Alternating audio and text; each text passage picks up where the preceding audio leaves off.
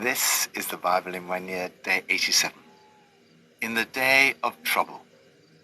A.J. Gohill was brought up as a Hindu and worked for the family business in a newsagent in North London. At the age of 21, he contracted enterodermic psoriasis, a chronic skin disease. His weight dropped from 11.5 stone, 73 kilograms, to 7.5 stone, 47.6 kilograms. The disease was all over his body from head to toe. He lost all his friends. His wife and son left him. He wanted to die. As AJ lay dying in a hospital, he cried out to God. He looked in his locker and found a Bible there. He opened it at Psalm 38, the psalm for today. Each and every verse seemed relevant to him. He prayed for God to heal him. He fell into a deep sleep. By the next morning, he was totally healed. His skin was new, like a baby's, and his life was turned round. He was reunited with his son. I interviewed him in one of the services at HTB. He said, "Every day I live for Jesus." Life is not all plain sailing. We will all face troubles. Whatever you are facing today, God is able to rescue you. In the passage for today, we see examples of troubles, traps, tests, and temptations, and how to handle them. From Psalm 38. Do not rebuke me in your anger or discipline me in your wrath. Your arrows have pierced me, and your hand has come down on me. Because of your wrath, there is no health in my body. There is no soundness in my bones because of my sin. My guilt has overwhelmed me like a burden too heavy to bear. My wounds fester and are loathsome because of my sinful folly. I am bowed down and brought very low. All day long I go about mourning. My back is filled with searing pain. There is no health in my body. I am feeble and utterly crushed. I groan in anguish of heart.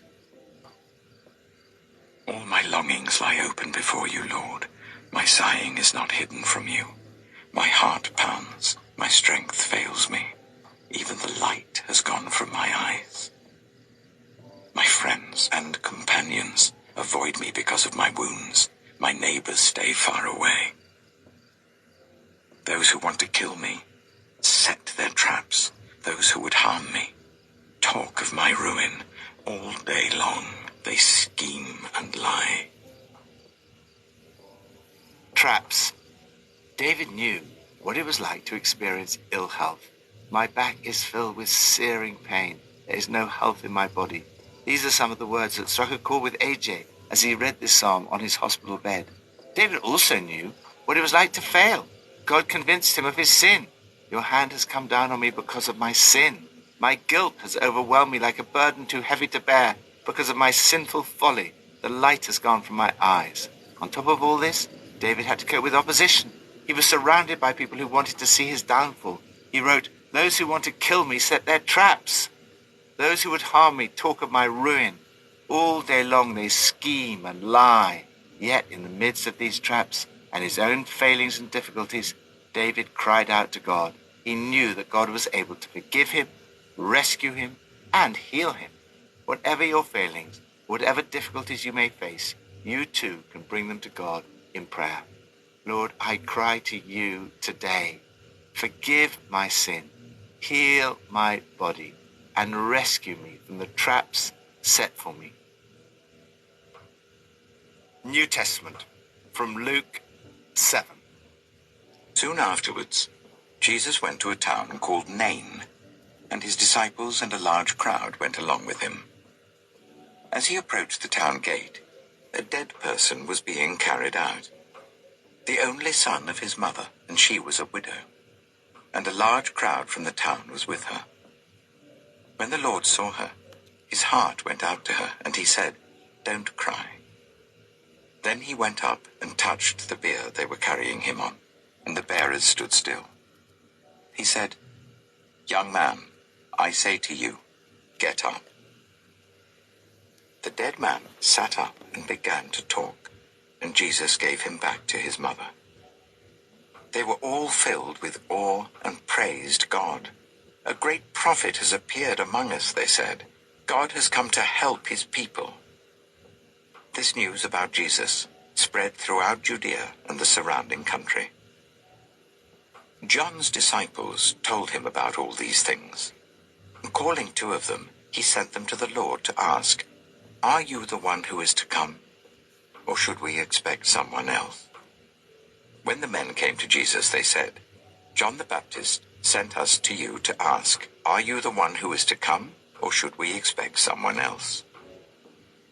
At that very time, Jesus cured many who had diseases, illnesses, and evil spirits, and gave sight to many who were blind. So he replied to the messengers, "Go back and report to John what you have seen and heard. The blind receive sight, the lame walk, those who have leprosy are cleansed, the deaf hear, the dead are raised, and the good news is proclaimed to the poor. Blessed is anyone who does not stumble on account of me." After John's messengers left, Jesus began to speak to the crowd about John. "What did you go out into the wilderness to see? A reed swayed by the wind? If not, what did you go out to see? A man dressed in fine clothes? No, those who wear expensive clothes and indulge in luxury are in palaces. But what did you go out to see? A prophet?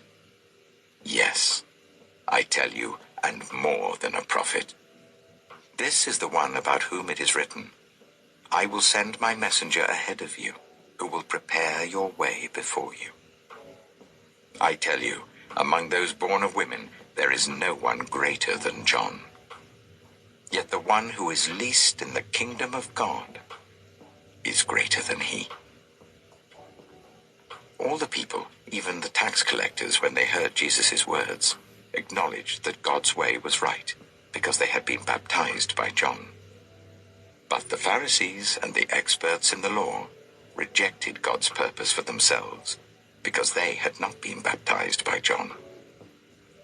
Jesus went on to say, "To what then can I compare the people of this generation? What are they like?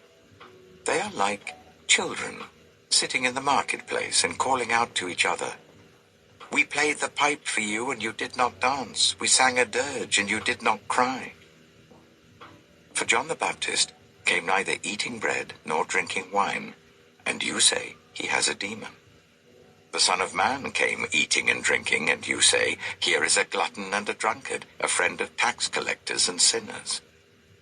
But wisdom is proved right by all her children." Tests. Each person you meet and every situation that confronts you is, in a sense, a test. How are you going to respond to the needs of the people around you and the situations you find yourself in? First, needs of others. I took a funeral of a young man who died of cancer aged 30. I saw his mother, a friend of ours for over 30 years, standing by the coffin of her only son. I understand how when Jesus saw the woman in today's passage in a similar situation, his heart went out to her. Jesus had the power and authority to raise her son from the dead, but he still had to have the courage to step out in faith and do it. We all have to operate within the limits of our own faith. Responding to this kind of situation can be really testing. To get it wrong would be pastorally disastrous. Certainly, I do not recommend doing what Jesus did unless you have his authority, power, faith, and a direct instruction from God. But we must seek the right words and the right responses to all those in need. Whatever we do must be motivated by compassion. Jesus is able to say, "Go back and report to John what you have seen and heard. The blind receive sight, the lame walk, and those who have leprosy are cleansed. The deaf hear, the dead are raised, and the good news is proclaimed to the poor." You may not be able to say all these things, but you can pray for the sick, and you can certainly proclaim good news to the poor. Second, criticism. In spite of the fact that Jesus was doing so much that was extraordinary, wonderful, and life-changing, he was not universally accepted. The religious leaders of the time rejected God's purpose for themselves and brought false accusations against John the Baptist and Jesus.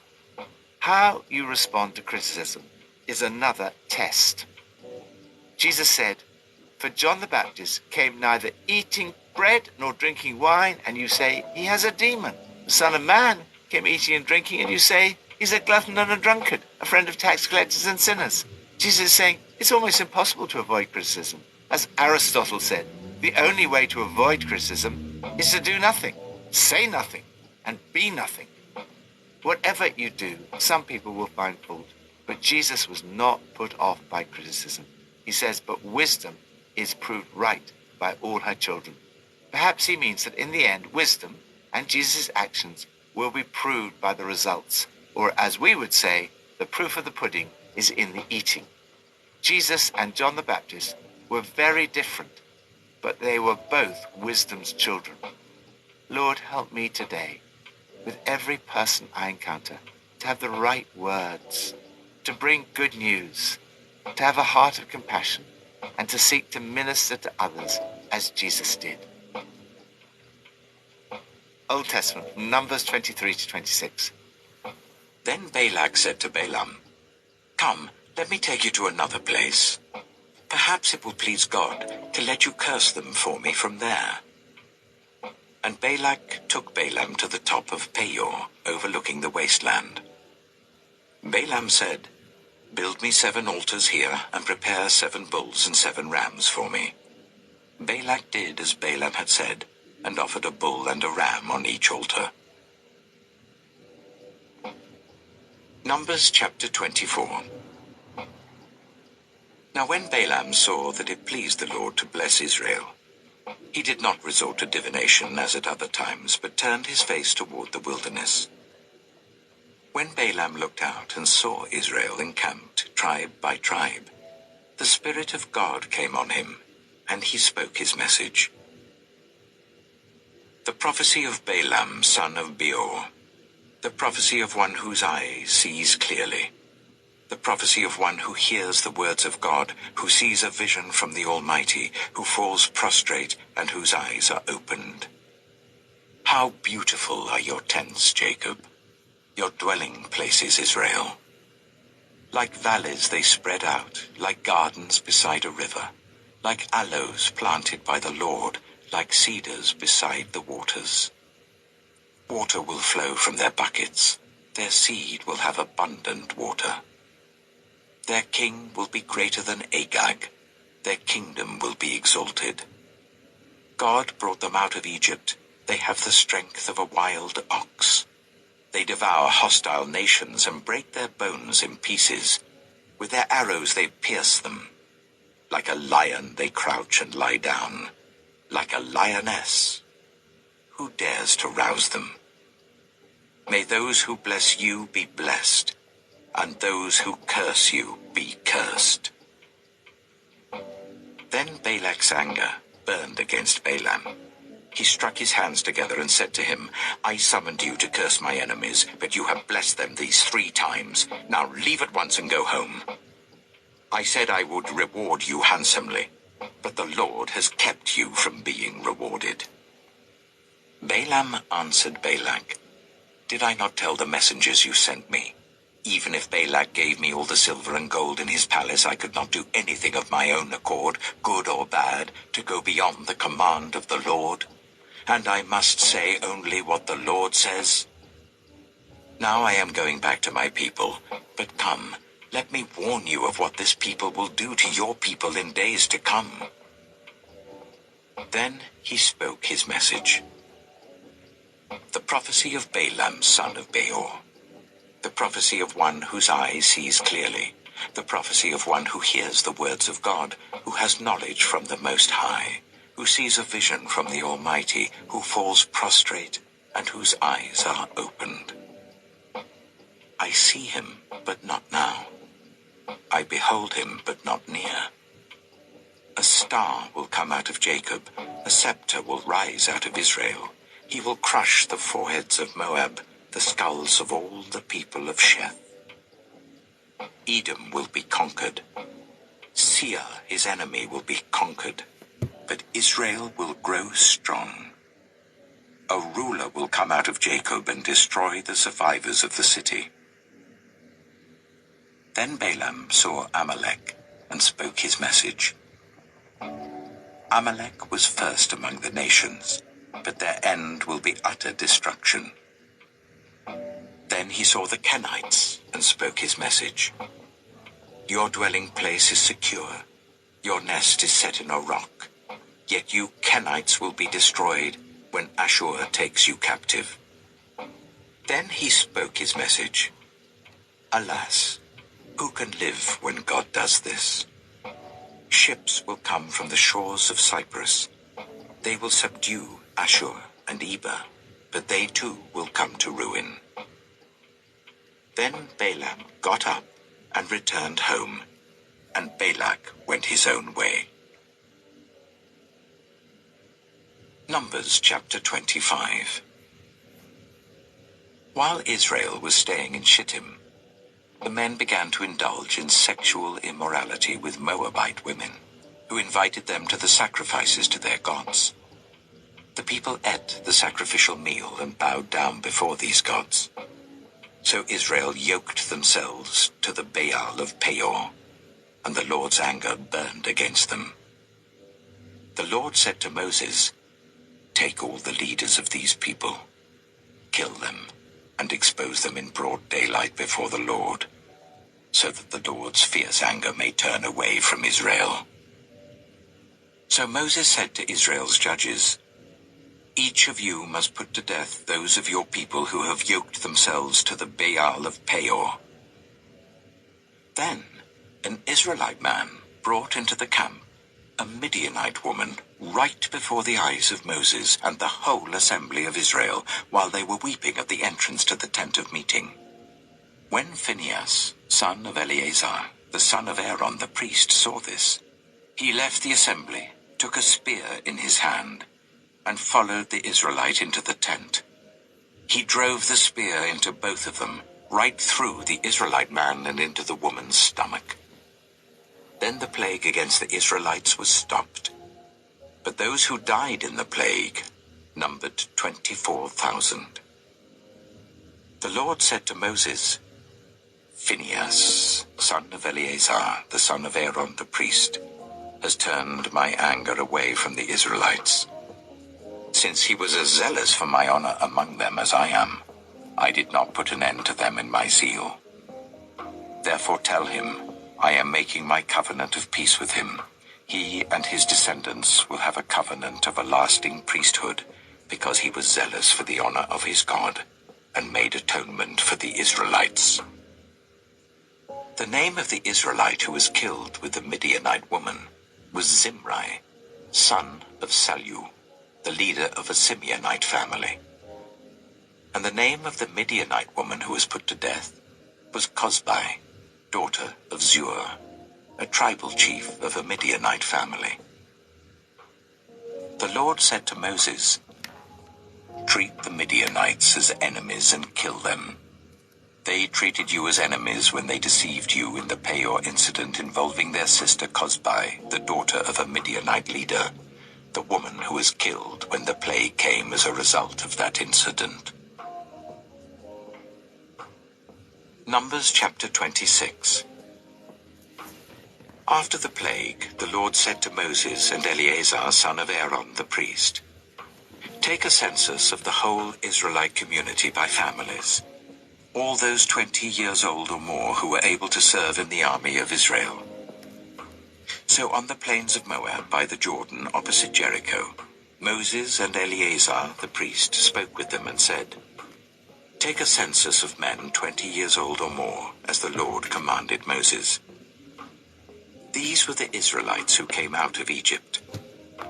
The descendants of Reuben, the firstborn son of Israel, were, through Hanok, the Hanokite clan; through Palu, the Paluite clan; through Hezron, the Hezronite clan; through Carmi, the Carmite clan. These were the clans of Reuben. Those numbered were 43,730. The son of Palu was Eliab. The sons of Eliab were Nemuel, Dathan, and Abiram. The same Dathan and Abiram were the community officials who rebelled against Moses and Aaron, and were among Korah's followers when they rebelled against the Lord. The earth opened its mouth, and swallowed them along with Korah, whose followers died when the fire devoured the 250 men, and they served as a warning sign. The line of Korah, however, did not die out. Temptations. The events we read about here are a warning sign. As we have seen, when Paul writes about temptations, he refers back to this section in the book of Numbers and says that what is written here stands as a warning. These are all warning markers, danger in our history books, written down so that we don't repeat their mistakes. We're just as capable of messing it up as they were. You could fall flat on your face as easily as anyone else. Forget about self-confidence. It's useless. Cultivate God-confidence. What are we being warned about? What are these temptations? First, witchcraft. Sorcery, sometimes translated divination, means turning to supernatural magical powers which do not come from God to find out something or to make something happen. Today, we see the use of horoscopes, tarot cards, fortune tellers, Ouija boards, palm reading, and so on. People want to know what's going to happen. Especially in times of trouble, they sometimes turn to these wrong methods. Balaam's life was a curious mixture. At times, he was capable of acting under the inspiration of the Spirit of God. He uttered one of the great messianic prophecies. A star will come out of Jacob. A scepter will rise out of Israel. A ruler will come out of Jacob. Jesus described himself as the bright morning star. Yet, Balaam is condemned in the New Testament. We see the reason here. He was a sorcerer. He would normally have received a fee for divination and been rewarded handsomely for his sorcery. The moments when he operated under the Spirit of God were exceptions. These were occasions when he did not resort to sorcery as at other times. Second, immorality. The people fell into sexual immorality. The men began to indulge in sexual immorality with Moabite women. They were all deceived. God's judgment came on them, and especially on one of their leaders, Zimri, the leader of the Simeonite family. Sexual immorality is not a temptation from which the leaders of the church are exempt. If leaders fail, it's even more serious and damaging, partly because of their influence. Third, God substitutes. The people were unfaithful to God. They worshipped and bowed down to other gods. They joined in worshipping the Baal of Peor. Idols are far broader than statues of other gods. Idols are God's substitutes. They're created things that we are serving as a number one in our lives rather than serving the Creator. The Apostle Paul warns us of the dangers of falling into the same temptations, but ends with these encouraging words. No test or temptation that comes your way is beyond the course of what others have had to face. God will never let you down. He'll never let you be pushed past your limit. He'll always be there to help you come through it. Father, help me to stand against the temptations of the enemy. May I never do anything that brings dishonor to the name of Jesus. May your name be glorified in everything I do. Pippa adds, in Luke 7, verse 11, we see Jesus' extraordinary compassion and power. This mother, whose son had just died, was also a widow. She would already have experienced deep sorrow at the loss of her husband.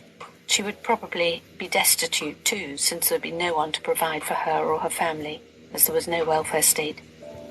What amazing joy she must have received when Jesus healed her son and gave him back to her.